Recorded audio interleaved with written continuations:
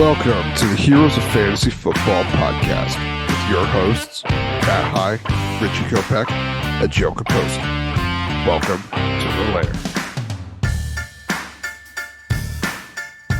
And welcome back to another episode of the Heroes of Fantasy Football podcast. We got Rich, Joe in the house. I'm your host, Matt High. How are we doing tonight, gentlemen? Can't complain. Got some preseason games coming up this tomorrow and Sunday, or Friday and Sunday. So excited for those and getting ready for fantasy season. How about you, Rich? Ball's back, baby. I'm ready to go. It's been a long summer, at least for me. But now, as we start rolling in, I remember why I loathe this game with all the sudden injuries, and here we are. Here we go. Let's do it. Yeah, it's gonna be around the corner. It's right here. You know, we're already prepping for our drafts. We got some things in the pipeline here for the show. We're gonna do a mock draft next week after this episode where we round out our recap of how we're going about drafts and naming a couple players we like and dislike. So today's show, we're gonna go over some sleepers that we're targeting in rounds 10 plus. Pick 120 and on for 12-team leagues. It's going to be a lot of fun. I like the names we picked. We got some spicy ones, and some that are kind of they're sleepers, but I feel like we're all just sleeping on them because some of these guys are actually pretty solid. So we'll go over those. But like always, we have to do our quick question. And today, Rich, I'm going to let you start off with this one. What player right now, based on cost and ADP, who makes your do not draft list for the 2023 season? For me, it's going to be Jonathan Taylor. I am completely out on him, and it's kind of unfortunate because I mean, at one point, I did really think he was going to be this true difference maker at the position. But there's a lot of you know stuff going on that's kind of making me not want to touch it. I mean, you have those injuries from the or to the ankle last season. Ankle injuries aren't exactly great, and he's had a couple, so it's a bit of a questionable history there. There's a lot of drama going on with what's between him and the organization. I think they're basically just showing him the door at this point, from what it sounds like. From what I hear, he's not even, working out with the Colts right now. He's just doing it privately.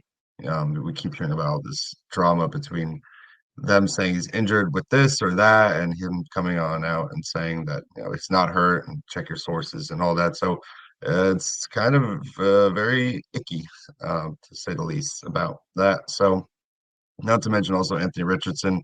I do imagine him going to be stealing more goal line TDs and some rushing away from him. So I don't know. All this combined, just I'm out. I don't really care for Jonathan Taylor this season. Yeah, I'm kind of leaning towards that way. It's kind of hard because Jonathan Taylor, look at the talent. He's been the RB1 before, and last year it was him and CMC who were drafted at the 1 overall, and he just didn't live up to it. Injuries, the offense was just way different than the year before. It was just hard. But one thing that you did point out, Anthony Richardson is a huge factor there. I agree. I mean, he's a Russian quarterback, and we typically see Russian quarterbacks in the rookie year just not able to sustain a top running back. There's been a couple, but typically they usually finish lower than usual. So yeah, it's going to be hard. If news comes out in a week or two that everything's all good, then I'll be okay drafting JT, but it'll be a little bit later because he's gonna start dipping in ADP just because of the risk. So, anything to add on Mr. JT for you, Joe? No, this conversation makes me sad. I don't want to talk about it anymore. Yeah, I traded him to you. I paid an arm and a leg for him right before the dip. So and your firstborn child. I also don't. I also don't think he's done, but I think it's just that contract feud, and I think as soon as he gets paid, I have hopes he's going to be just fine. Yeah, I mean, money's a pretty good motivator. If they're going to pay you a ton of money, yeah, I'm going to show up to practice. But But I definitely do agree with Rich. I would definitely be hesitant of taking him in where he's ADPing right now. So yeah, Yeah. definitely. So I'm going to jump in here. Mine is going to be TJ Hawkinson. So start off by saying that I'm kind of in the camp of it's either you go great or late at tight end. Every year we see right around where Hawkinson's going, fourth rounds 4 through 6. Those guys typically don't meet their ADP. There's guys that are have historically been league winners in that area. We talked about a couple of those last week. We mentioned a few guys that could be in that mold, and I'm going to take them over a tight end because not saying it's a replaceable position because if you miss out on Kelsey, Andrews, we're hoping maybe Waller this year, a couple of these guys, you're just fighting for third. And at that point, what separates 3 to 12 typically isn't that much. So right now, he's going at the 406. So, middle of the fourth round, going around guys like Calvin Ridley, Keenan Allen, Justin Herbert, and Justin Fields. I take all of those over him with the shot of them outperforming that ADP and being a true difference maker on our team. So I'll extend the olive branch here. If you get a top tight end, you have a leg up on your league mates. I just don't see it with Hawkinson this year. His efficiency numbers weren't that great last year. He had two really, really big blow up games against really poor defenses that kind of propped the stats up a little bit. I had a couple games where he had a lot of targets, and this is a team that added Jordan Addison, and I do think we all kind of agree he's going to come in and basically take over whatever role Adam Thielen was in last year, from the slot and be a dominant force on that offense. So unless he's getting, 8 to 9 targets a game, which I don't think is sustainable, he's just going way too high for me.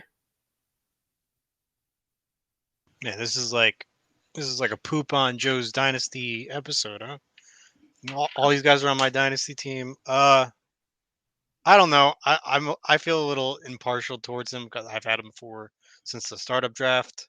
I mean, in terms of a redraft league for this year, I guess the fourth round is a little high for a tight end. But then again, I could see him outperforming Kelsey and Andrews. The tight end position is such a wild card spot that you have tight ends boom or bust almost every week. It's almost like a rotating door. It's like, oh, this one's hot, I'll pick him up. Oh, this one's cold, I'll drop him. So, but I do agree. I'd rather some of those players you named at the fourth spot, and I'd rather wait and take a tight end later. I'm big on Waller. I'm big on Njoku. So, plenty of talent at that position you can get later in the draft. I disagree with you on that. That's the only thing. I don't really care for a tight end that early. There's other value. I think this is just beating a dead horse at this point. So I'll talk about a tight end you could pick up in the late rounds in just a little bit. All right, Joe, who is your do not draft player? My do not draft player is Rashad Glass Penny. He is the most injury prone player I think I've ever, maybe more than Michael Thomas, which is hard to say. He's currently going at pick 95.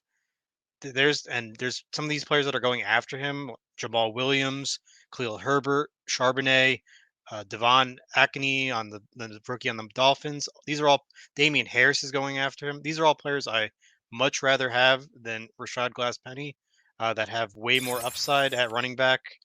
That it just broke and you just lost your running back for the season.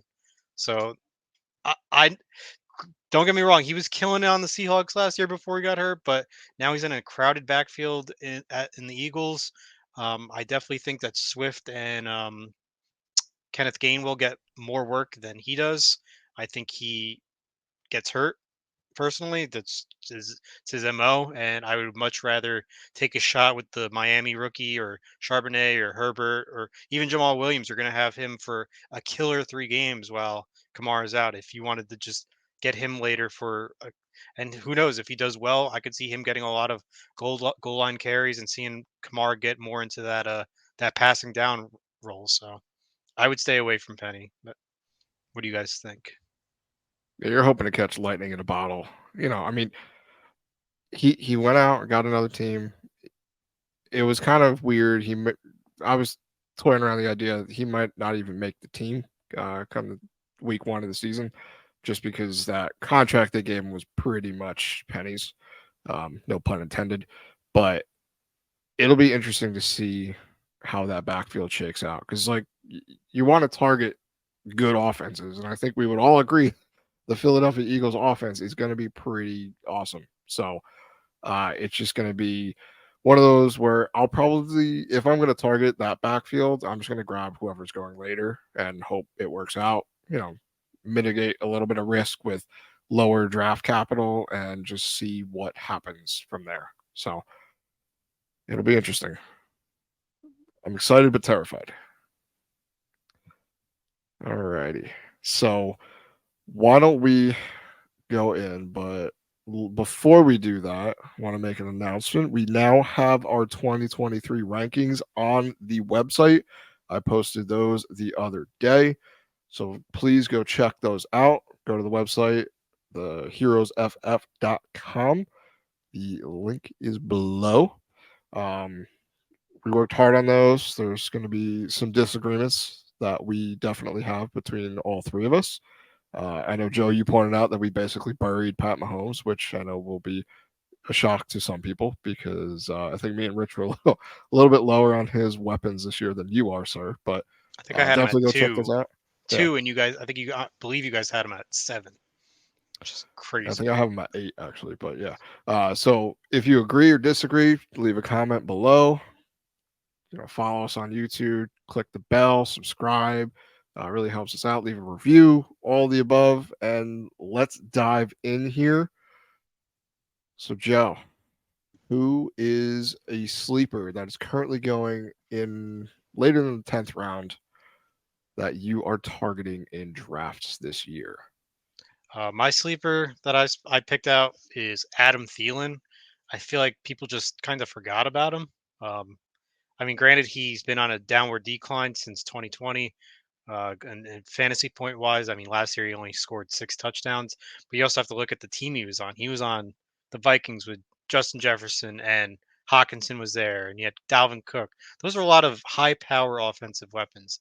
And now he's going to the Panthers. Way less powerful offense, in my opinion. Granted, you do have a rookie quarterback there, and I feel like that's partial of why his draft ADP is so low. But I think Adam Thielen is the number one target to throw to.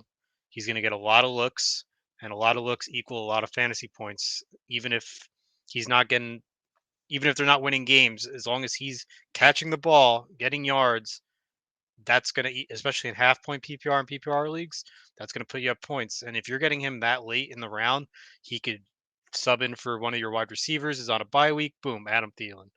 Flex spot, boom, Adam Thielen. I'm not saying he's going to probably be one of your top 2 wide receivers, but he has the potential for helping your team during those tough bye weeks. And I would love to grab him that late in the draft. I'm hoping for an upward year.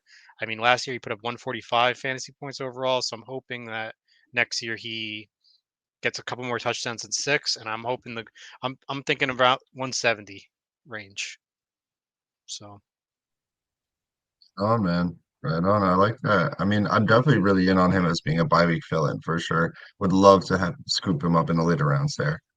I mean, if Bryce Young takes a step forward as the season progresses, and into those bye weeks, it can really save you. And I definitely think he's going to be more towards that wide receiver one. Just a very comfortable target for Bryce Young. Yeah, I feel like his ceiling might be somewhat capped just with a rookie quarterback. But if he's a dominant red zone presence. I mean, we saw that in Minnesota with the Vikings. He was always utilized pretty heavily in the red zone, and if that's something that translates with Bryce Young and the Panthers, they put that in their game plan. He can very easily outperform that ADP. He's going late, so definitely, I'd love taking a shot there. As a bye week fill in, like we said, it'd be great. So I'm all aboard the Thielen train. All right, Rich, who we got? So, one of my later guys that I'm real comfortable with taking, or I've grown to become more comfortable with taking, is Greg Dulcich uh, for the Denver Broncos tight end. Or he's a tight end for the Denver Broncos. And I mean, this is a player that is a good target if you are punting the position at tight end. I think right now, last season we saw him coming in after missing the first 5 games with a hamstring injury, scoring a TD right away. In the 10 games he did play, he averaged 5.5 targets per game. He drew about 8 to 10 targets in weeks 4 through 10, or I'm sorry, in 4 out of 10 games. So not bad, not bad. I mean, 8 to 10 targets is what you're going to want from a player that from a tight end that you've acquired that late in the draft. So the head coach switch is great. Love Sean Payton. I think this is only going to help him. Recently, we've heard Payton speak about Dolcic, saying he's going to put him in more of this Joker role, which was held by the likes of Reggie Bush, Alvin Kamara, and Darren Sproles during Payton's time in New Orleans. So a little bit of tidbit there. So yeah, I mean, why not? I think with the injuries that we saw with the wide receivers right now, there is receptions up for grabs, and I've seen Russell Wilson love tight ends in the past, so why not? Yeah, Greg D's he could be a good value this year. I mean, that offense, no matter what we thought about it last year, having Sean Payton, I think they immediately do get some sort of upgrade. They will be a functioning offense, even if Russell Wilson struggles. Um, so we've also seen Russell Wilson target his tight ends pretty frequently and throughout his career. Jimmy Graham. We had what's his name, Will Disley a couple times pop in there. Yeah, yeah. It's gonna be one of those where I think his talent level is pretty good, and he fits that offense pretty well with Sean Payton at the helm this time around. So I like it. Yeah, I mean, especially since our Lord and Savior Tim Patrick is now gone. I think that opens up the door for Greg Dolch even more. And I do think that they're going to do well with Sean Payton over there. And yeah, I mean, with the tight, I think he's a fantastic tight end to get that late for sure. Something a little shade there with my boy Tim Patrick, but I'll let it slide. I'll let it slide. All right, so my guy, I'm gonna go with Tyler Higbee of the Los Angeles Rams. Now, it's not a sexy pick, but it's something you should all take into account. Tight end by itself, not a fun time. You either have Kelsey, you have Andrews, and we mentioned a couple other guys at the top. But after that, it's kind of it is what it is. You're just looking for someone that can present some semblance of upside. And looking at last year and the year before, like Higby had a silent good year in 2022, finishing as a tight end 6. Now, I know that doesn't amount to a whole heck of a lot, but it's still something. He was the 6th best tight end in fantasy last year. That's not nothing. So, on 9 separate occasions last year, he amassed 6 or more targets. He hit 10 plus a couple times too. So, that's someone heavily involved in the offense. Now, this year, we expect them to be pretty much bottom of the barrel, and that means they're going to have to throw a lot to stay in games. So, Matthew Stafford is going to look at Cooper Cup, and when Cooper Cup is not being thrown the ball, not because he's, double or triple covered, but because they tell him, hey, don't throw it to him 195 times a season. You got to spread the ball around. Tyler Higby's going to be next up. That's the order of progression. It's going to be Cup and then Higbee. So definitely someone right now going as the tight end 16. I think I have him as tight end 13. Even that might be too low based on what he can do in this offense. He's going 150th overall, so he's costing you basically nothing. So he's someone I'm aggressively targeting. If I'm missing any of the tight ends I like, I'm just gonna wait, draft him with like one of my last picks because should be somewhat stable at the position, and he screams upside. You know, he can very easily not do too much and still beat where he's being drafted. So Tyler Higbee is the pick you should all look at if you miss out on Kelsey or Andrews. I know it's a little different, but what do you guys think of Higby? I feel like I'm a little bit higher on him than both of you. It's I think it's interesting because I'm looking at ADP right now, and there's only one between Schultz or not Schultz, Greg Dolch and Higby. There's one player in between them, and that's another tight end who I'm high on. But so I don't think you can go wrong with any of the three. I think they're all going to be solid options for you. I do like Higby.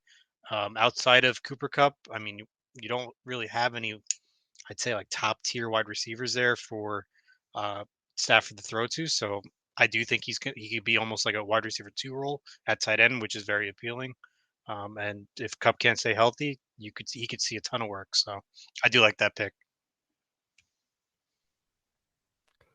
All right, so Joe, who is number 2 on your list? My number two, and I know you won't like it. My number two is Juju Smith Schuster. Uh, Going from the Chiefs, now he's on the Patriots. Looking at, in my opinion, he's a clear cut wide receiver one for that team. I don't care what you have to say about Mac Jones or Bailey Zappi or whoever's quarterbacking over there. I don't care who's throwing the ball. If you have the number one wide receiver on a team and you're getting him past the 10th round, I think it's a value pick. I'm not advocating that he's going to be you're going to take him in the first second round. He's going to be on your starting lineup every week. But if he has a favorable matchup on a bye week, I'm plugging in Juju left and right in leagues. He's my go-to fill-in. I think he's going to have a great year this year. I think Mac Jones is going to do well this year personally. So I have five high hopes there. Um, I mean, last season, he only put up 3 touchdowns, 146 points. I think he's going to stay kind of close to that. He might do a little better. I'm hoping more towards the 155, 160 range this year. A couple more touchdowns, especially since there's not as many. He's not competing with Kelsey and a lot of these other targets with Pat Mahomes. So that's where I feel on Juju. I think he's a steal where you're going to get him in a draft, especially if you're going the opposite. If you're going like an RB hero sort of draft and you're taking your top two RBs, maybe a top tight end early, and you're going to grab your wide receivers later, he's a perfectly good fill in for that strategy. I mean, I don't mind Juju. It seems, that they definitely need to throw the ball more this year than they did last year, or else they're not going to really find success. I think that's really something that's clear for the Patriots right now. So yeah, Juju should see a good amount of targets. It's just what those targets are going to, produce really from there. I mean, he's a good athlete, but it's been a bit of a up and down type of guy. And usually, if he's the wide receiver one, I really haven't seen him had much success. So I'm a little wary on that. But I mean, between him and Devontae Parker, who else is there? Tyquan Thornton, right? As far as wide receivers go, so there's not much as far as in the passing game. So sure, yeah, you can take a shot on Juju. At cost is where I'm okay with it. He doesn't cost like anything. And Yeah, you're hoping Bill O'Brien has, you know, more tendencies like he did when he was the head coach of the Texans. That offense was usually a little bit better. That was the Deshaun Watson years and all, but you know, they had people there to spread the ball around to, and they did it pretty well. You know, despite everything that happened in Houston, they were pretty good. That's what you're hoping for. And if that happens, I do think Juju would be the de facto number one wide receiver there. I do think that people are sleeping on Hunter Henry as well. They can be pretty good. I'm just kind of, if he couldn't do it on the Chiefs, and I know part of that was injury, I'm kind of just out on Juju altogether. But at cost, I it could be worth a shot. Like, I'm willing to be wrong, and I might be. So that's kind of where I stand on Juju, and you're just hoping this offense gets better and stops throwing the ball at an ADOT of like 3 yards. So we'll see how it goes. But All right, Rich, who is on number two? So my second is Jeff Wilson Jr. And it's somebody that you're going to be able to grab in those later, definitely in the late rounds.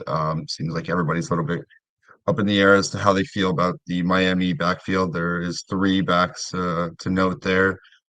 So between Raheem Mostert, Jeff Wilson, and newly acquired rookie Devon Achane, there's everyone's a little bit up in the air, right? So for me, it's definitely Jeff Wilson, which is who I'm going to plant my flag on.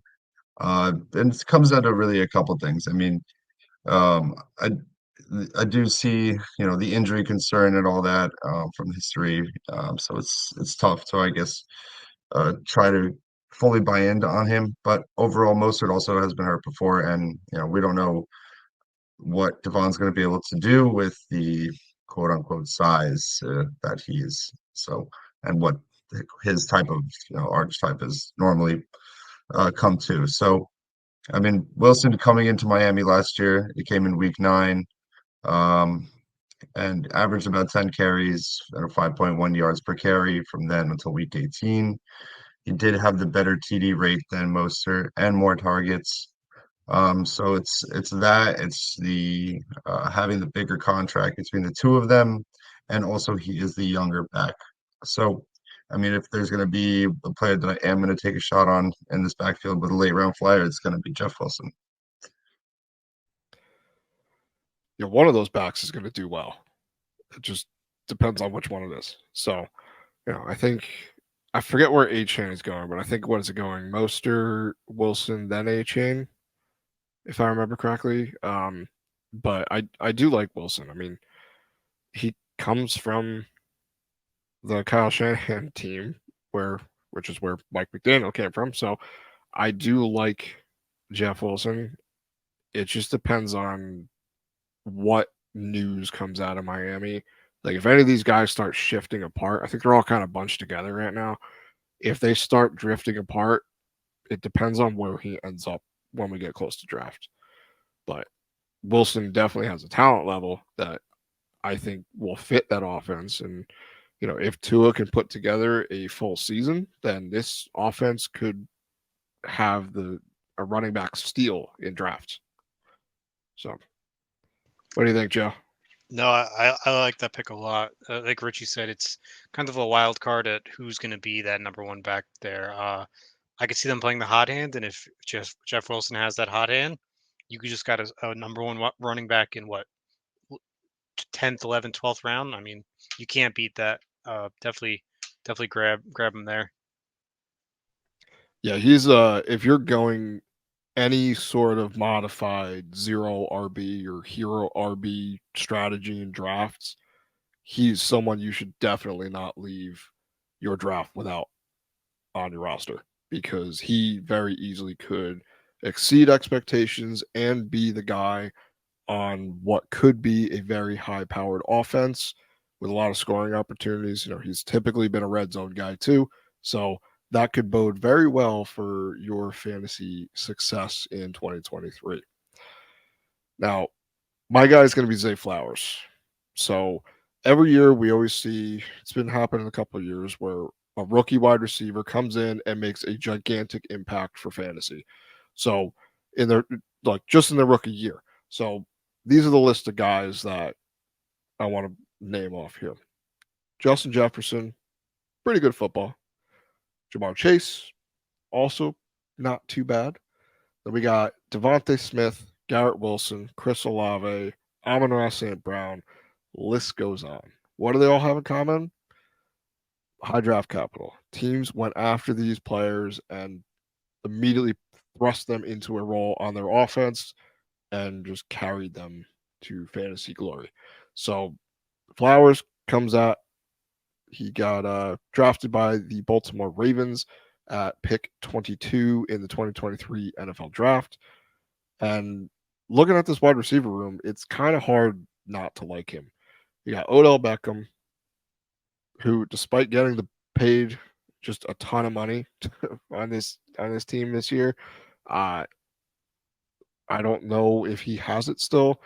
He He's coming off a major injury last year. Everything said that he was going to come back and didn't. It's up in the air. We don't know what's going to go on. Rashad Bateman, I know he was just activated off the pup today, but he's had a hard time staying on the field. And then you got Devin Duvernay, who is just a guy in the offense that helps them move the chains. So Mark Andrews is the number one option by a long shot. But that number two, we have a Todd Monken coming in here, replacing Greg Roman as the offensive coordinator. Todd Monken has been a creative offensive mind. So that comes with higher than average, neutral game script, with higher passing ratios. So Flowers has been compared to Antonio Brown. I'll take that how you will, but I do expect him to be a very reliable player in this offense for Lamar to target. If Andrews is blocking or get double covered or something, I do think Zay Flowers is going to be able to step it up. Great route runner, good speed. He's got 4.42 speed. Um, he's a pretty good athlete all around, and this is someone that I'm pretty excited to watch this year because he could go the path of Justin Jefferson. Comes out, struggles a little bit, comes with a slow start. Then this offense just gets better and takes a step forward, and he's someone that you drafted pretty late that now has the number two receiving option in this offense that is now throwing higher than average pass attempts. So it's going to be one of those things where I do think he's going to be a huge contribution to your fantasy team. So you should definitely at least take a look at him late in drafts. It's going to be fun. I think this offense is going to be really good this year. So it's going to be better than normal. No more of these dink and dunks, screen passes that go 3 yards and out of bounds, play after play, like we've been used to. So, what do you guys think of Zay Flowers? When you told me that Zay Flowers was your pick, I actually didn't believe you because I didn't believe he was going that late in drafts. Um, the It's hype crazy, from right? the hype from the training camp on this guy, incredible. He's especially with all the reports that Lamar's going to be throwing it way more than previous seasons. You can't not be high on him. Granted, I don't know who's going to be the number one with him and OBJ both there, but still, I think he's going to have a good year. And for as late as he's going in drafts, I don't see why you wouldn't take him. And I agree 100%. I love Zay Flowers. I'm really excited to see what they're going to do with this new offense, with this new coach, or I'm sorry, offensive mind. So let's all root for him together then. I It's think just it's crazy to me that he's different. going so late. He very easily Yeah, could be the number one option in this offense. I mean, maybe that's a little bit of a stretch with Andrews there, but outside of he's him, a bit like he's a bit smaller, right? he's a little bit smaller, yeah. So I guess there's some concerns there, but he's also pretty good at the catch point. So he could play in the slot and get a bunch of targets Mhm. there, be a reliable guy in the middle of the field opposite Andrews, or he could play on the perimeter. They do some of these plays, these go routes, and just let him kind of run. Defenses might not be expecting him to be doing it, and that opens up things. I think he's just going to be one of those gadget players that opens up this offense.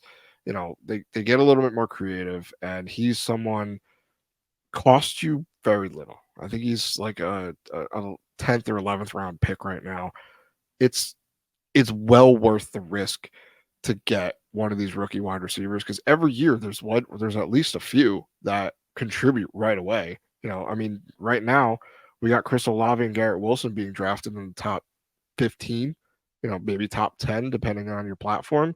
You know, those are guys that showed a lot on the field in their rookie years. Justin Jefferson, Jamar, the guy already went over the list, but those are guys that can be huge impact players right away. If Zay Flowers is one of those guys, getting him that late, it's basically he just returns. He's like one of those blue chip stocks where you put it down and it pays off dividends. So I don't know. I just love watching Zay Flowers, and the news reports are just glowing, and it's just ADP is just not catching up for some reason. So that is going to wrap up our draft analysis. Some of the guys we went over, safe guys in rounds 1 to 3, players with high upside rounds 4 through 8. Now that's sleepers. So next week we're going to take all of this and we're going to put it together into a mock draft. We're going to go head to head to head. It's going to be a lot of fun. We get to see how our teams show up, and we get to walk through our decision making. And you guys are going to be going through this as well once we get closer to draft seasons. So that's going to do it from us tonight. So we will catch you on next week's show. Enjoy the rest of your week, and we'll catch you next time. So long, everyone. Thank you again for tuning in to another episode of the Heroes of Fantasy Football podcast. Follow us on Twitter at TheHeroesFF.